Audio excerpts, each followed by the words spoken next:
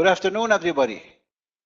This is Jamal Saeed here, and welcome back to many of you who have been with us over in 2017 on so many webinars, and to the new faces and the new names, welcome on board. We have this year in 2018. First of all, I wish you all the best for 2018. I wish you all the success.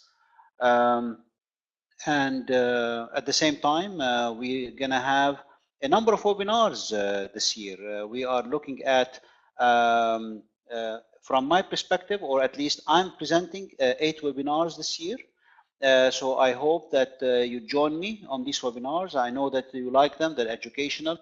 They don't take much time, but at the same time, I hope to see you as well in the courses that I will be highlighting toward the end, because education and developing yourself is one of your key prime responsibilities.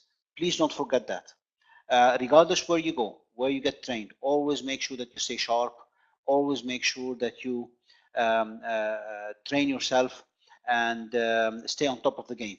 And I will tell you why. In a minute, I will tell you why. The name of this webinar is Change Adoption and Change Management. And I will be covering change from a different perspective. I had a change management webinar. I did it last year. Please look it up either on our website or on YouTube. Please make sure you listen to it. But I'm approaching the topic of change a bit differently, and I hope you like it. There are some personal thoughts here, and many of it is geared toward you, toward your organization. So welcome, and let's hope that you have a productive 45 minutes to an hour with us today, and I hope that you enjoy it. At the same time, please, at the end of the webinar, if you like to have a copy of this presentation, by all means, just send us an email. I will share with you my email toward the end, and make sure that you let us know so that we can send you a copy of the presentation. So welcome again, and let's go ahead and start. My name is Jamal Saeed, and I have been with Meirc for 5.5 years. So let me go ahead and start with the presentation. So here we go. This is the presentation. I made it as a partner this year, so I'm very excited about that. But I couldn't have done it without the support of people like you and participants who come to our courses. You guys are wonderful. So a special thanks go to you. Let's go ahead and talk about a little bit about Meirc. Who are we? You know, and do we as a company, as Meirc, you know, we have close to 80 to 85 employees in this company. And this year specifically, I'd love to share something with you that we are celebrating 60 years. We are celebrating 60 years at Meirc. So as you can see, we have seen our share of change. We have seen of our share of adopting to things. We have seen our share of managing change within the company. So when I talk about change, we talk with lots of passion, and we also talk with lots of experience. So I hope that whatever I talk about today is something that you enjoy and you apply in your life, and that you work at it. Because look, I'm going to be very, very honest and very, very transparent with you. Change is not something natural in human beings. We as human beings don't like change. Some of us react to change, but in our nature as human beings, sometimes, you know, we like to settle down into something so that we can achieve results and do something. But you know what's happening today is amazing. Amazing, the change that's happening around us, the ups and downs, and the changes in the market, the changes in technologies, the changes in services. I mean, it's just simply amazing. So when we talk about change, it's something that will take you out of your comfort zone, and that doesn't fit with many of us. Okay, so as I mentioned, we are celebrating 60 years this year. This is a fantastic accomplishment for this company. As you can see from the screen here, we have the Meirc company, which was founded in 1958, and we are headquarters in Dubai, For those of you who are in the United Arab Emirates or living in Dubai, we are in Business Bay. So please come over, visit us. We'd love to hear from you. We have lots of courses, lots of topics to cover, both English and Arabic. And sometimes we, do something in French as well. We are very talented team over here. Also on the other side, you can see Plus Training. The company was established recently in around 2014, and we are in this company. We cover industry-specific, function-oriented training. So these two companies are, both of them under Meirc. Who am I? So let me share with you something a little bit about the facilitator. My name is Jamal Saeed, as I mentioned. I'm a partner with Meirc, and I joined the company in August 2012, and look how time has passed by. And the thing about my experience is that I have worked with PepsiCo, Sun Microsystems, Cisco Systems.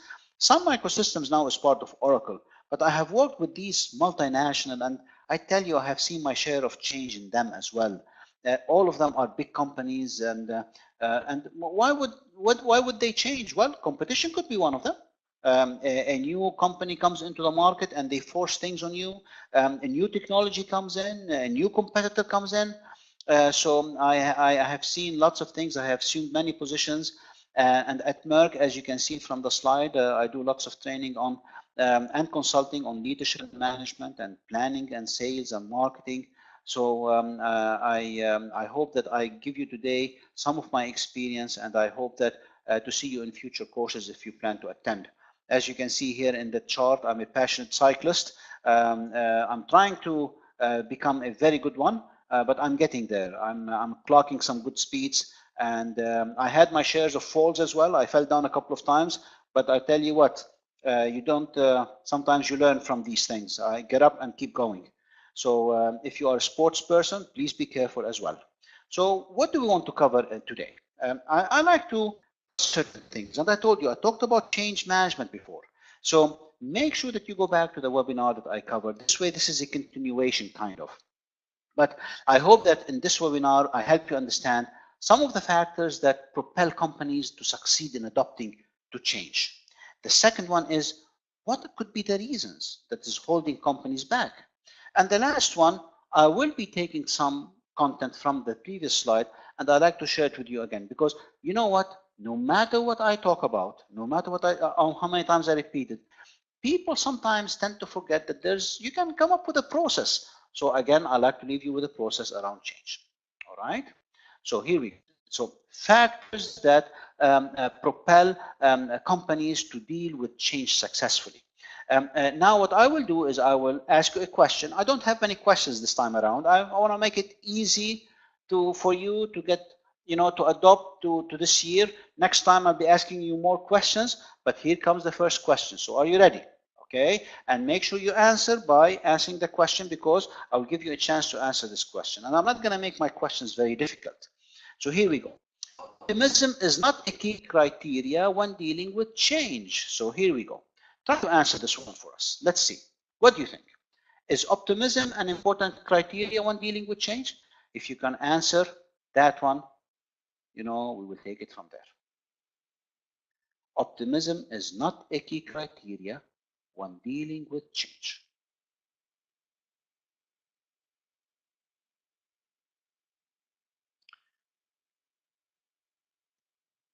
I will give everybody a chance to respond. Make sure you respond to the poll, okay?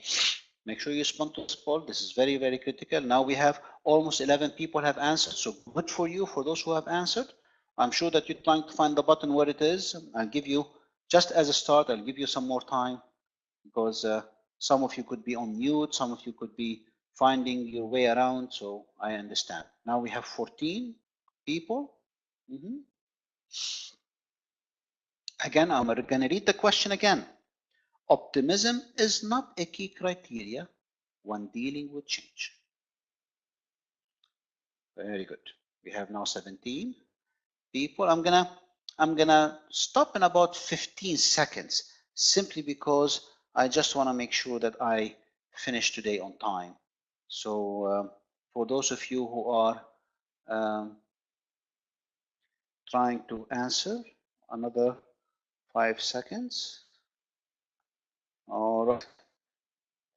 Okay, so I'm going to stop the poll right now. I have some good participation. I want to apologize for those who are not able to answer, or I stop you from answering, but simply because I want to make sure that I finish my presentation on time today. So I'm going to end the voting. Okay, so here we go, and I'm going to display the results. And I'm tell you one thing, I'm a bit surprised with the answer. Okay, so optimism is not a key criteria when dealing with change. So maybe for some of you, if English is not your first language, let me explain optimism. Optimism is you look at things positive, okay? And when you change, it's very important that you look at the positive side of things. Okay? So those of you who answered true, will disagree with you, okay? Because it is important to be optimistic when dealing with change. For those who answered false, well done. So you have a point to your advantage, and thank you for trying. Now, I know that not too many people have managed to answer. Let's give it a try the next time. I still have 2 more questions, so I hope that you can answer the next time. So I'm going to go now to the presentation. Now, in the next slide, I'm going to explain the following. When we talk about change adoption, we usually look at the individual. We look at the individual. What are the things that are important for the person, an individual, to adopt change? I hope that you're following me, because this is very critical. But beyond that as well, we also look at the group. Could be a department, because that individual who is the core unit of any company. You guys, all of you, are core to your company, and believe me, you are the important assets. So it's very important that we also look at the department side of things, the group side of things, could be a division side of things. But beyond that one, we also look at the company side of things. And this is the bigger thing. This is your whole company. So when we talk about change adoption starts with the individual, then definitely the group, then definitely the company. And this is where these things starts working together. Okay? However, this is where things start getting very, very interesting. So if you can pay attention to what I'm going to say. There are certain criteria that we look at people when we are talking about change adoption. If you have these criteria, then your ability to deal with change is going to be very, very good. But I'd like to say something before I move to the next slide. Over the past 2 years, the talk about change management kind of has gone away, because many companies, they don't think of change anymore. They have adopted change as part of their culture.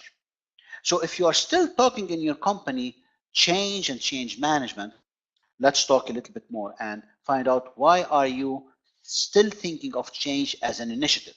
Change now should be part of your culture. So how can we help change become part of your culture? Number 1, resourcefulness. Do you see this one right over here?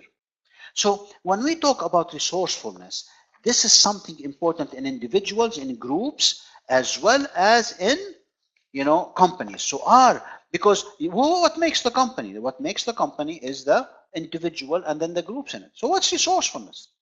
Resourcefulness, as you can see from the explanation, are effective people who are resourceful, are effective, are taking the most of any situation and utilizing whatever resources are available to develop plans and contingencies. Look how powerful that is. So are you a resourceful person? I hope you are. Because today, you don't get anything just like that. Today, you are given a set of things and you have to find your way around it. So being resourceful is very critical today. This is one of the key criteria that companies look in people. So if you are looking for a job, or you're applying for a job, or you joined the company, you have to be resourceful, because this is a must today in terms of how companies look at you. Because companies want to keep up with change, and resourcefulness is very important. You see my point? This is very, very critical. So this is one element. I have another 6 to go through, because we look at these key factors when it comes to change adoption. If you have all of them and they are all working for you, this means that when it comes to adopting change, you are very good. If you're missing one of them, let's put a plan and start working on it. Number 2 is adaptability. You know, adaptability is very interesting. See, adaptability includes two elements. One of them is flexibility. So are you a flexible person or are you very rigid? The second one, resilience. You know, resilience is very important as well. And resilience is extremely important today. So when we talk about flexibility, people have goals and dreams like everyone, and they are not overly invested in them. So if something happens to your goal, you still have the flexibility to change your goal. However, when it comes to resilience, okay, you can rebound from adversity. This means that if something goes wrong, you don't just say you give up. So resilience means not giving up.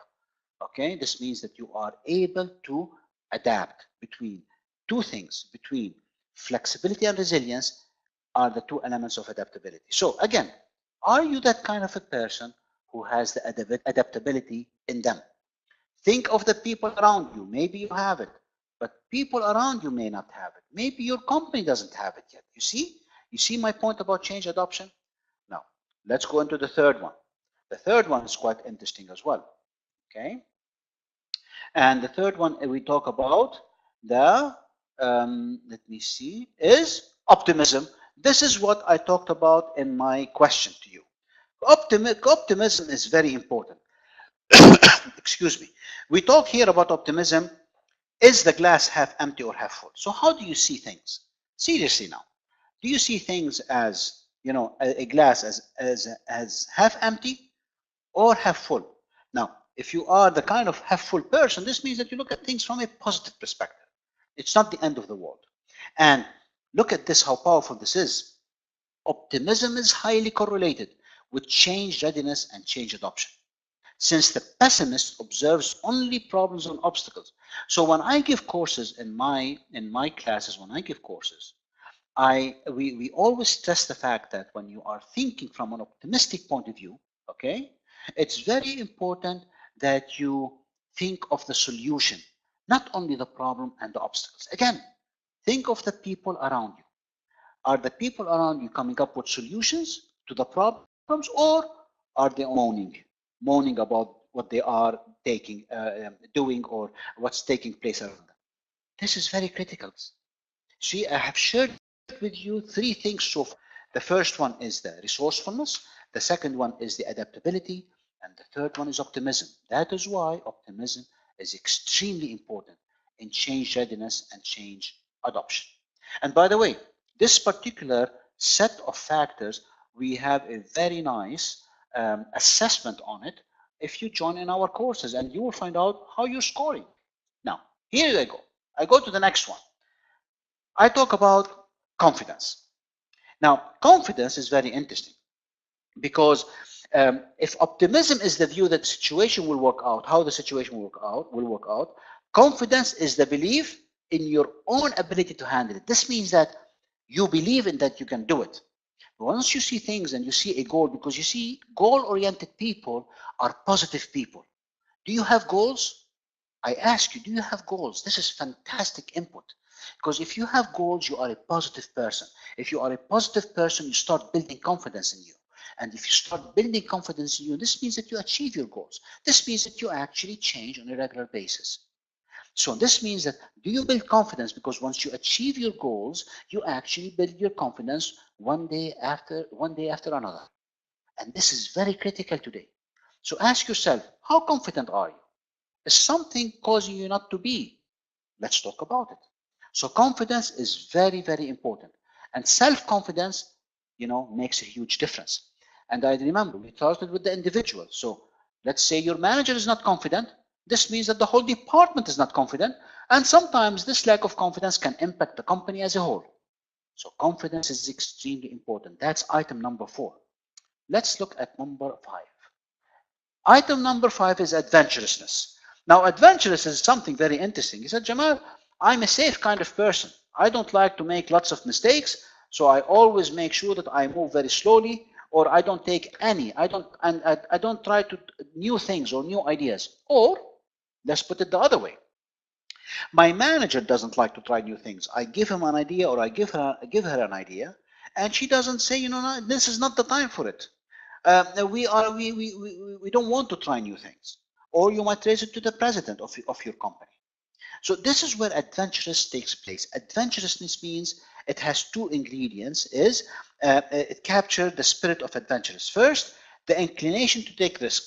Guys, ladies, and my friends, you cannot progress without taking some risk in your life. So let me put some dots on the I's and the crosses on the T's. This is very, very critical. Nothing in life, can happen without some risk into it. So that is why you have to take some risk as well.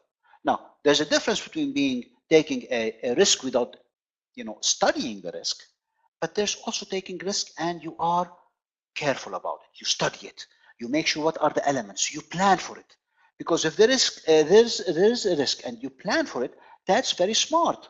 So, of course, this is very critical. So, adventurousness is something important. Coming up with ideas and taking risks toward it with proper planning. That's very important. And adventurous people, they love a challenge. And you can see this is very important when it comes to change. Change doesn't come without risk, huh? Let's look at the second one.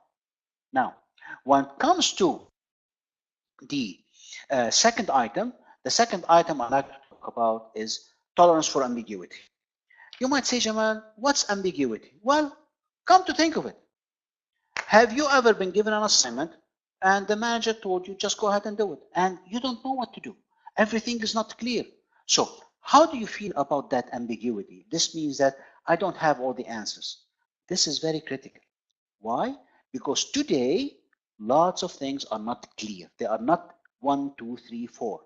You have to come up with the numbering, you have to come up with the plan, and that is why ambiguity, how tolerant are you to ambiguity is very, very critical. At the individual level, at the department level, or a group level, as well as the company level.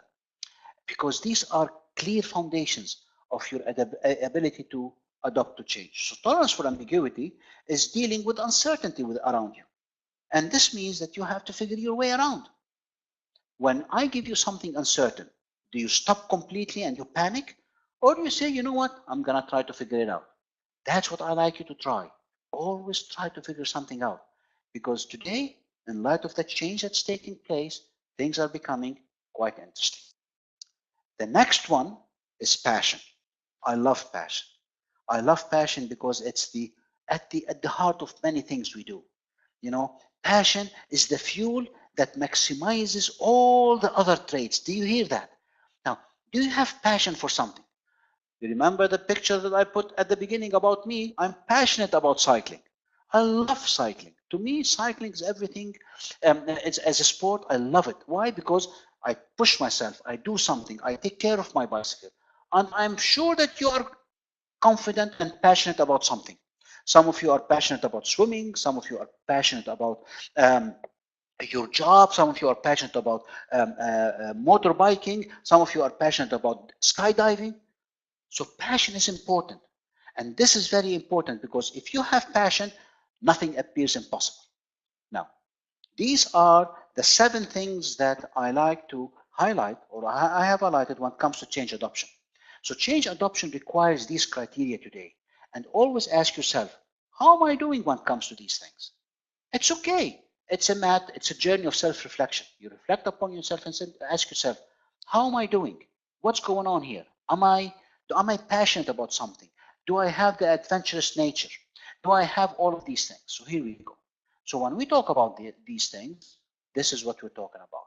Are we talking about all of them working together? So on a scale of 1 to 10, if you score yourself 7 or 8, try to work on the gap and make sure that you become better at what you're doing. This is very, very critical, guys. Okay.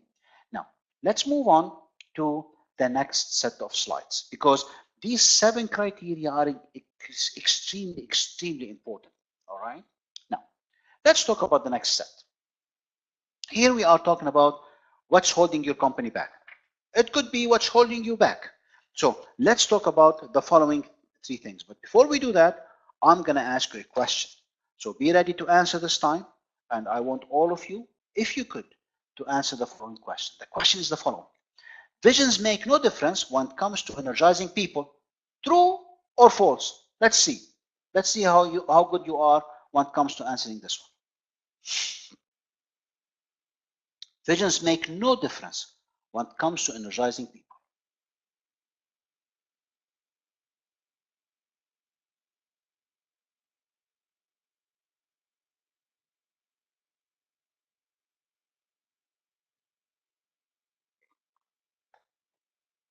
Good. We are at 14 participants so far. That's very good. Well done. Okay.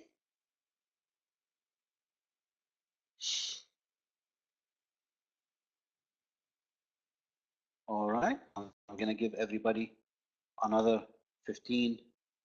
I can see that Esther is answering. Thank you, Esther. I hope you're doing well. Stefan, the same thing. And we have Adil. Welcome back, Adil. We have Ebenezer.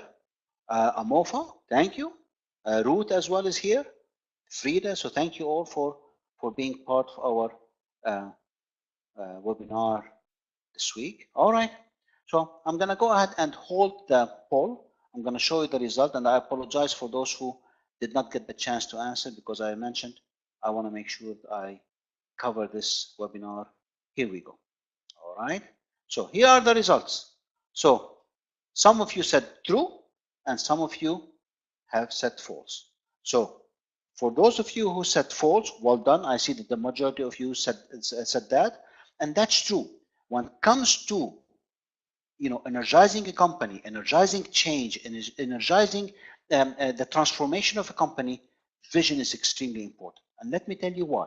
Okay, so I'm gonna move on to the slide and take you to the next one. Now, when we are looking at companies and what's holding them back, there are four things that we try to categorize things. Number one is the vision. Does your company have a strong vision, an exciting one? Ask yourself, seriously, ask yourself, is my vision of my company exciting? The second one is the mission. I'm going to ask you a question here. Is your company involving you in the mission? Because the vision is where you want to be. The mission is how you're going to get there. So are you involved in how to get there? The third one is the culture. The culture is something very important. And by the way, when we talk about change and change management, culture is the strongest one. It's so difficult to change culture, but I hope that I tell you here, maybe your culture is holding you back. How can we fix it? I'm going to share with you some tips today. So, is your culture empowering you? And that's a strong question, guys. I don't want to scare you, but these things are critical, because if you really would like to change and adopt change and manage change, you have to look at your culture. Okay. And the fourth one is marketplace. Are you aligned with the marketplace? And this is very critical. Marketplace alignment means that, are you looking at the market and understanding what's going on? Are you listening to your customers? Are you understanding what's going on in terms of the changes and the customer demands? So here we go. Here comes this interesting slide. So I'm going to take each one of these categories and tell you what's important in each one of them. One of the key things in vision is, does dreaming a vision give you the desire? Does dreaming the vision give you the goals so that you can drive yourself? Does dreaming the vision helps you explore new things? Does dreaming the vision help you adapt? Does dreaming the vision help you overcome? Because of course, during the course of your march toward the vision, you're going to have issues, concerns, obstacles. So it's very important to be able to overcome these concerns. The third one is, let's say that you achieved something in your vision. Are you able to overcome them? Because your vision should be able to give you a chance to always move forward. You see, that's very important. And then, of course, are you celebrating? So is it important to celebrate? You bet it is. Celebration is so important when you are achieving your vision. And the last one is, are you renewing your vision? Some visions, they get old and people stick with it. But it's very important that you keep renewing your vision. It's all right. Visions are not etched in stone. So it's very important that you keep renewing your vision. You know which company is acting like this? You will be surprised, and some of you may not. This is a company, Amazon. Amazon.com is one of these companies that have a fantastic vision, guys. And if you notice over the past 10, 15 years, how Amazon has, you can say, attracted everybody's attention at how things, they have a fantastic vision, by the way. They want to give everybody a chance to buy anything online. And this is something that you don't find in many companies. So this is category number one. This is the number one factor. Let's look at the second one. I'm going to share with you now the number two. When we talk about number two, it's the mission. Mission, what does it mean? Does the mission allow you to get to your vision? But that's you guys. You are the ones who are making the mission and making the vision a reality. You are the ones who are driving the company. So, is your company recruiting the right talent?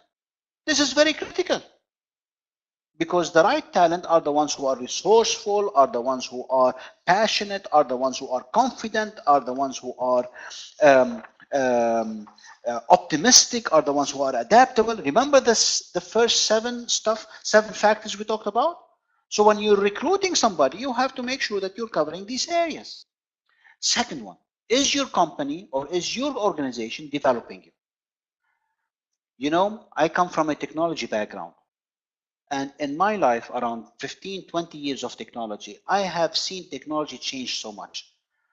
I can feel with you today, because even today, technology is changing so fast. So you take a certification in Java, and the next day there's a new technology taken care of, you know, that replaces Java. XML, there's something that replaces. So development is something ongoing. That is why at the beginning of my presentation, that's what I told you. Your responsibility is to develop yourself. And then, of course, we have the overcoming factor. Can you overcome certain things in your transition? When you are transitioning to in your mission, you should be able to overcome adversity, because you know things don't go the way that you want. The fourth one is delegating. Now, delegating is very, very important, because you see, the thing about the mission is you cannot do everything. So sometimes you have to delegate certain activity to other people. And then participating. Ask yourself, am I participating in building my company, in my ideas, in all of these things? And of course, leading. Is the company giving you a chance to lead? And then, of course, does the reward system that you have reward you for the activity that you have? To do this, to achieve the mission, these 7 factors are very critical. So that's the mission side of things. It's a mission of involvement. That is why each one of these things, it's called involvement. Am I involved in my mission? You know which company is very good at this? Let me share something with you. This company. It's called Southwest Airlines. Southwest Airlines is one of these companies that have mastered the art of involvement. Everybody in the company is involved. When they want to design a new costume for the airline industry, for them, this Southwest Airlines is an airlines. They ask everybody to participate. If they want to come up with new ideas, they ask everybody to participate. Everybody feels involved. It's a fantastic company. The level of performance of the people over there is just very high. And this gives you example that if when people are involved, they make the mission possible, they make the vision possible. Let's look at the third category. The third category talks about culture. So here I like to ask you the following question. How does the culture look for you? Your culture. Does it allow you to experimenting? You see, experimentation is very important today. If you don't experiment, you don't know what's going on in the market. Second, can you make mistakes? I'm sorry, I'm going to be very honest with you. Many companies don't allow their employees to make a mistake. But how can you learn if you don't make mistakes? The third item is creativity. Are you creating ideas and sharing it with your people? This is very important. The fourth one is listening. Is your management listening to you? You see, listening is a very important aspect of a culture. Are you attracting the right talent? Are you acquiring companies that are, you know, in case you cannot adopt or you cannot come up with ideas, would you acquire small companies? And you know, every day we hear about a company buying another company. And incubation is very important, because in incubation is you start with a new idea and you let it grow. This means that you let the company, a new company start. Does your culture allow these things? And this is very critical today. So culture of empowerment is very critical today. Do you know which company represents this? I'm going to give you a chance to guess. Can anybody guess? David, Patrick, Taysir, all of you, give me a chance. Give me a guess. Which company you think has something along this culture? Let's see. Let's see. I'm going to give you the answer in Google. Omar is saying Google. Adil is saying Google. Well done, you guys. Asma is saying Google. You know, I can tell that you are the guys from the generation. Facebook. Francis is saying Facebook. Well done. That's very good. But I'm going to give you a company that probably you haven't thought about. And you probably go there and you probably have some meatballs and pasta and everything. Very good. Look at that. Microsoft, Facebook. Okay. So here we go. The company that I'm talking about is IKEA. Very close to Walmart. Okay. IKEA is a fantastic company. Do you know that IKEA, every year they come up with 12,000 ideas. 12,000 ideas. And they put these ideas in their catalog.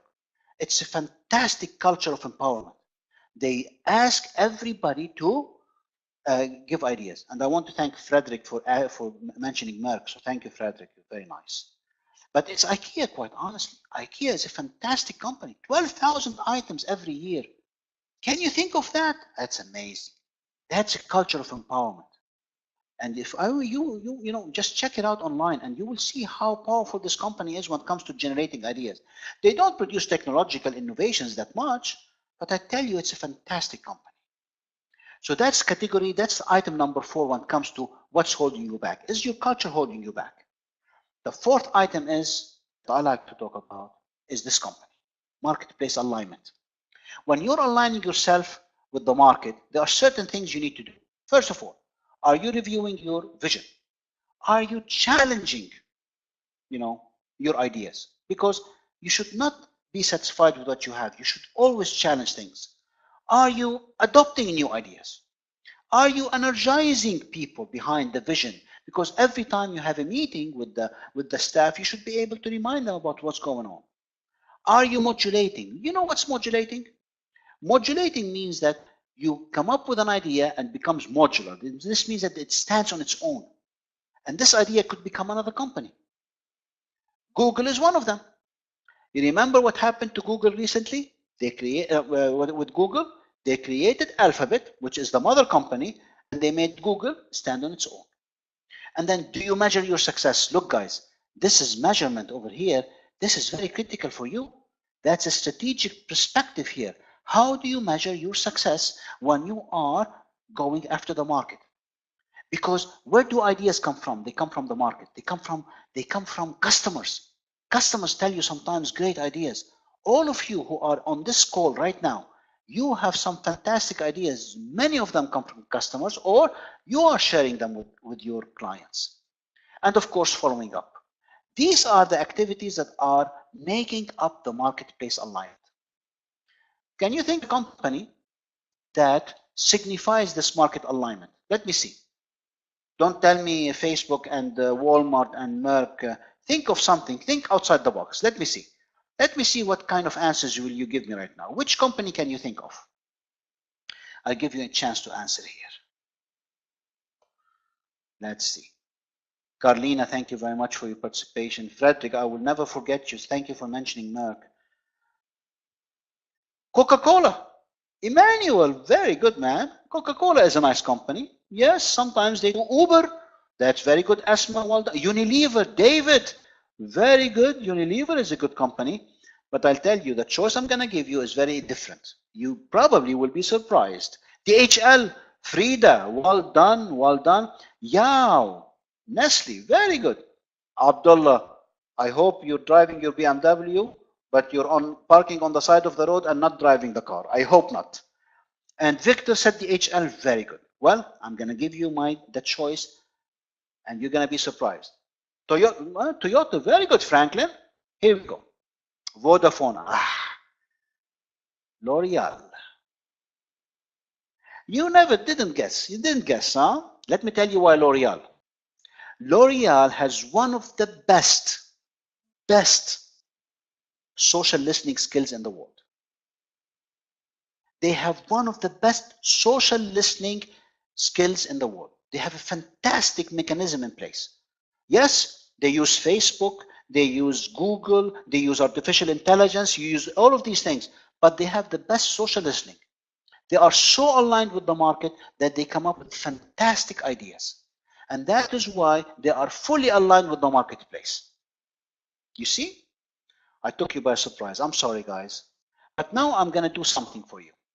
You see all of these factors, when you put them together, you will get this chart. Look how beautiful that is. You see, when you put them all together, you know, under dreaming the vision, you have to do certain things. Under involving, you have to do certain things. Under culture, you have to do certain things. And under marketplace, you have to do certain things. I'm going to share with you a secret. All the companies that I mentioned before, they are not doing all of them to the same level. Otherwise, we're going to have a super company. But that's why companies are different from each other. Certain companies are weak in certain areas, certain companies are better in certain areas. That's why companies go up and down. But if there's a company that can do all of these things, they are companies that can face transition and they can face change, and they're managing change. And better than that, change is part of their culture. They don't think about change anymore. Change is an old word for them because change is part of their culture. And that's what I want you to do. So think as an individual. Think as an individual, what can you do to make change part of your life so that you don't think about it anymore? The same thing with your department. What can you do to make your department, you know, very, very, very proactive with change? The same thing with your company. Okay? So this is very critical, guys. Now, here comes the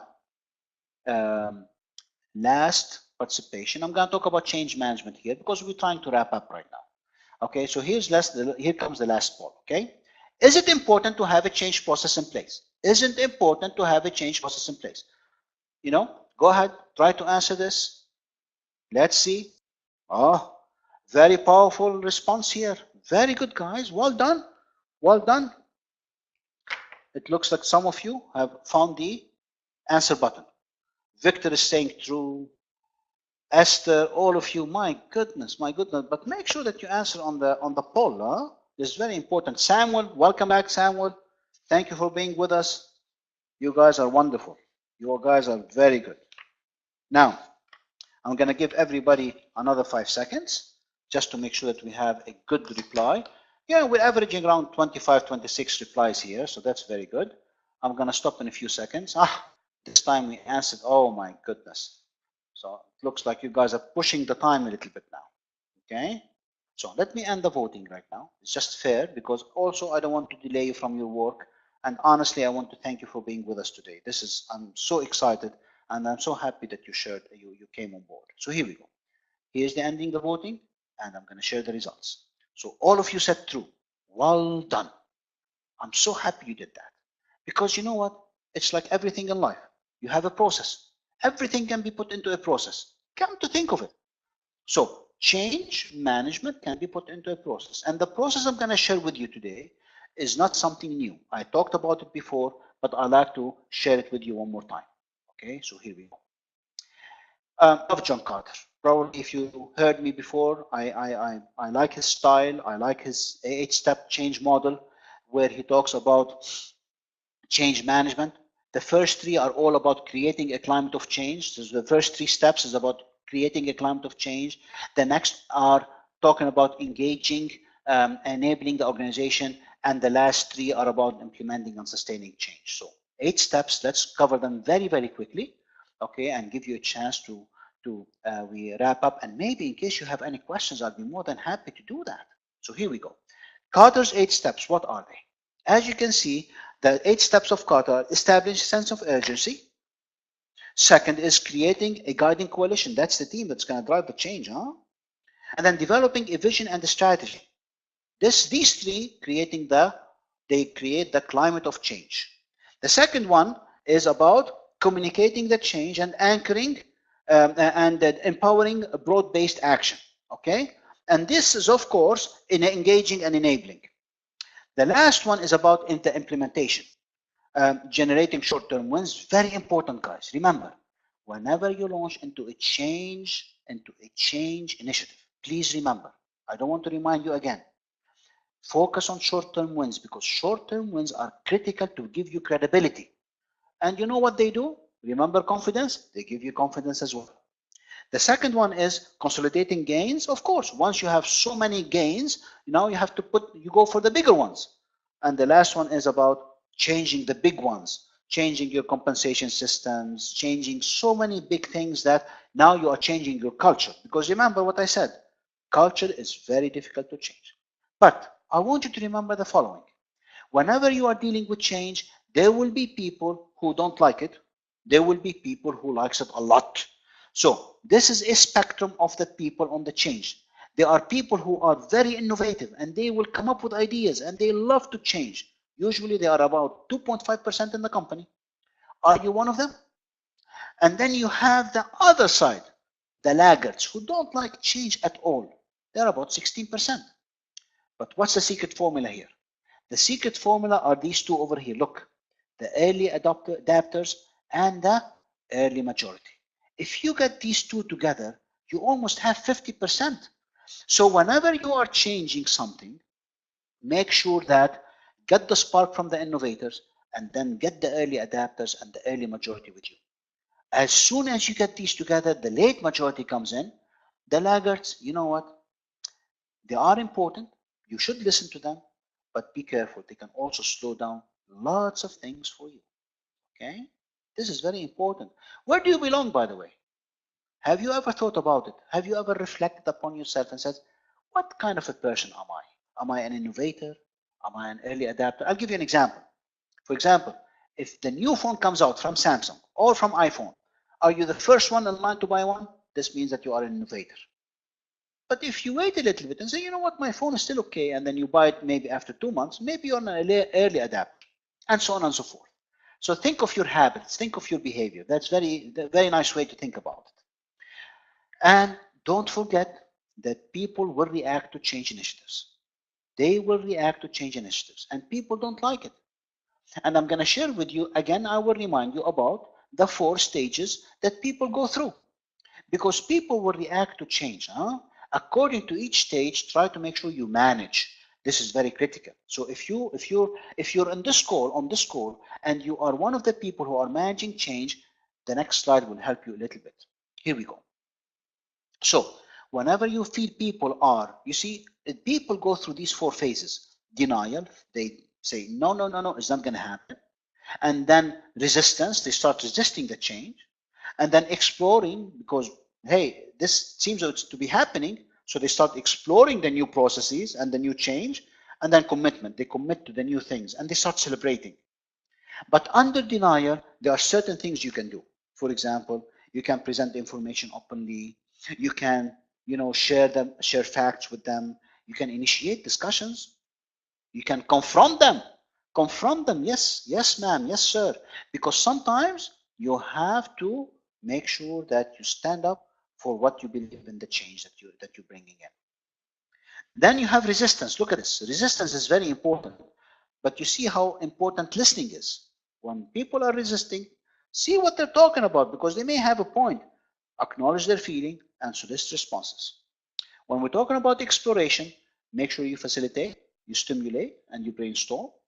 And when you are committed, or when you see commitment, make sure that you recognize, you acknowledge, and you celebrate. These are 4 stages that you have to manage. When people are going through change, these are some very, very difficult emotions. But at the same time, don't forget the communication plan. The communication plan is very important.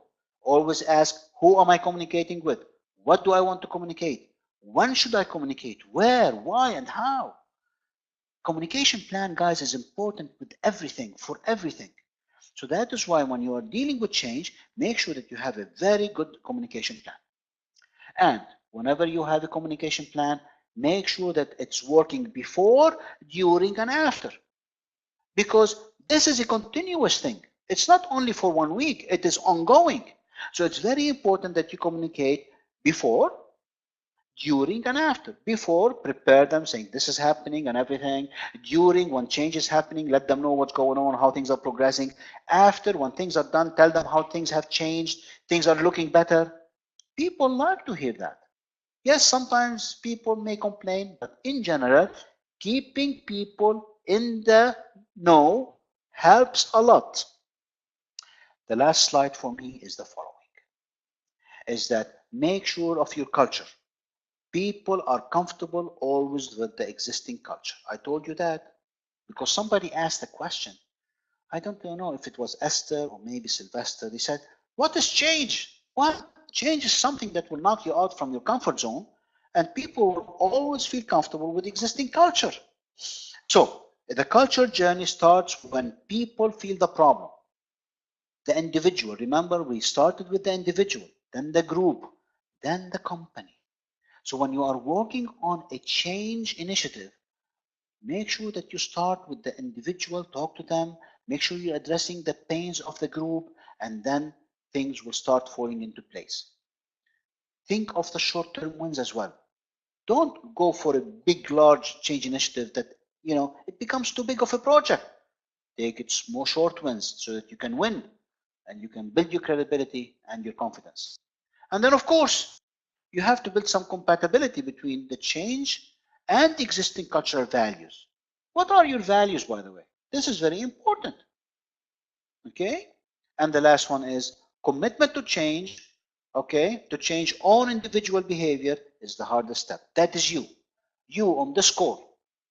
Think of your behavior. What's stopping you from changing? I'd like to leave you with some references. Here are some wonderful references about change. Further reading for you. They are fantastic books. I love them. One of the best books is this one. It is about the power of habit.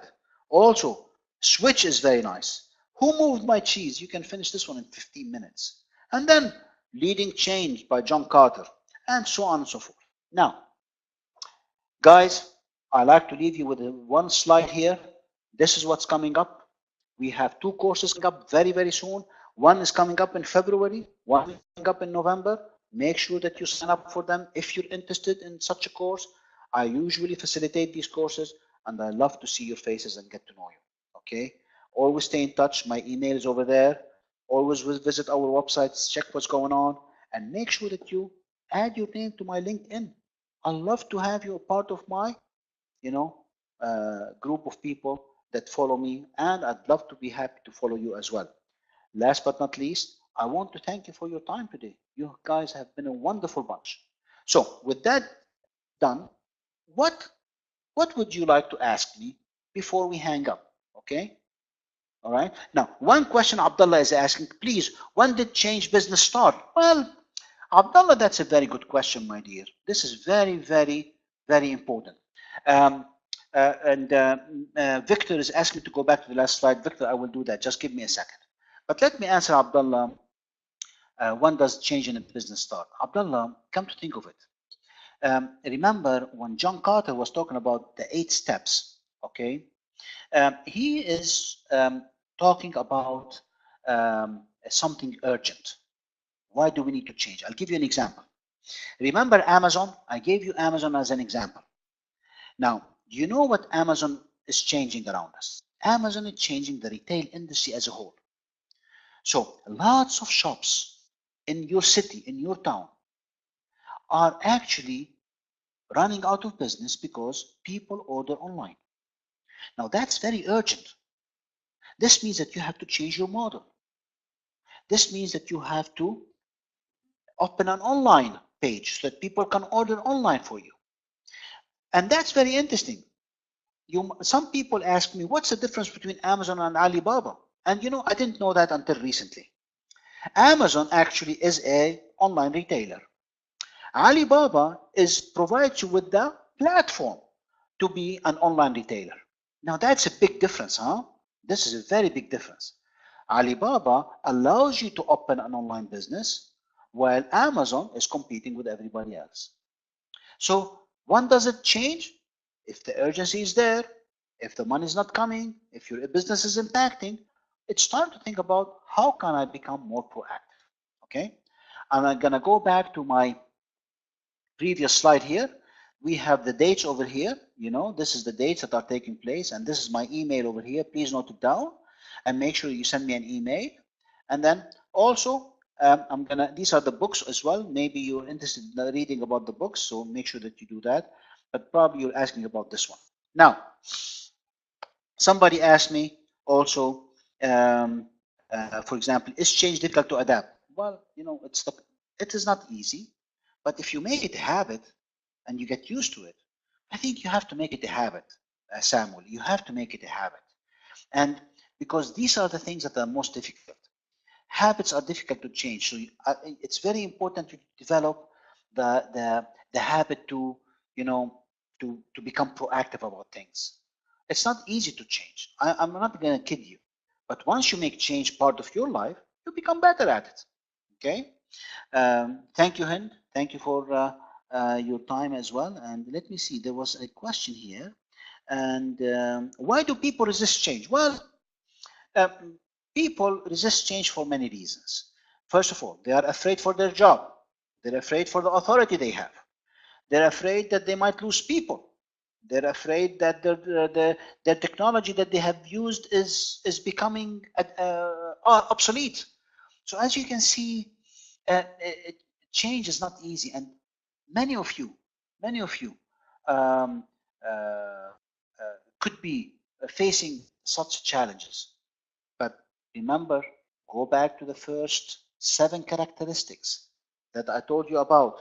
They help you a lot in becoming a person who can deal with change better. Remember which ones I talked about? I'm talking about the adaptability, resourcefulness, adaptability, optimism, confidence, adventurousness, tolerance for ambiguity, passion. These are important things for you to start having them as part of your personality. It's very critical today. For those of you who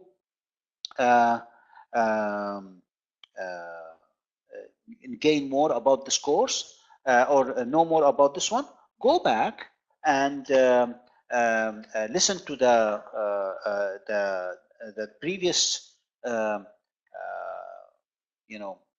session on change management. It's on YouTube. Look me up, you'll find it. Listen to that one. It's also very nice. I think between that one and this one, you'll get a very, very good understanding. And as an answer to Franklin is asking if this course is certified. Yes, it is. Franklin, the course that we have on change management, which is leading and managing change, is ILM certified. So yes, it is. So I hope that this helps you in terms of your request. Victor is asking if I have podcast. Well, I don't have a podcast yet. I'm working on something like that, and I hope I succeed in doing that. Okay, so thank you for the suggestion. I appreciate that. All right. Any other questions? Guys, you have been wonderful. Your participation, your questions are great. And Vida is saying, Jamal, fear of the unknown. Yes, Vida, that's true. Well done, my dear. This is fantastic. I'm so happy that you came on board. Your participation was phenomenal. If you want a copy of this presentation, do send me an email and I will send it to you in PDF. But at least, between this podcast, between this webinar and the one that we have on online, you will have a good understanding of change and change management. Plus, I hope to see you in future courses. And please sign up for other webinars. I'm doing 8 webinars this year, and I would love to see you in all of them. Next week, I have one about sales. So if you're interested in sales, let's do that. Have a wonderful afternoon, and thank you for being with us today. Take care. Bye-bye.